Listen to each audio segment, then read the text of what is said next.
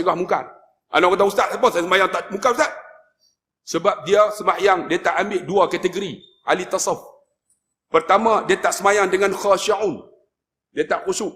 Yang kedua, dia tak sembahyang dengan mukhlisin, dia ikhlas. Kita sembahyang ni banyakkan jahilin. Kita jahil ya, ikut orang. Kita sembahyang seperti mana apa?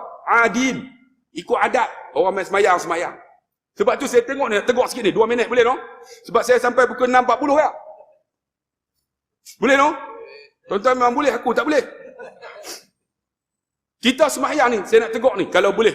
Orang lelaki, takbir jangan dia buat banyak kali, dia was-was syaitan. Sekali sudah, Arab sekali ya. Allahu Akbar. Tuan-tuan pergi negara Arab, dia tak pernah saya tengok orang Arab buat banyak kali.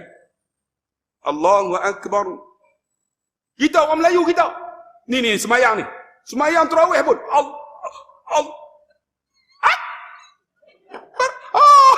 ni aku penin lah tuan-tuan.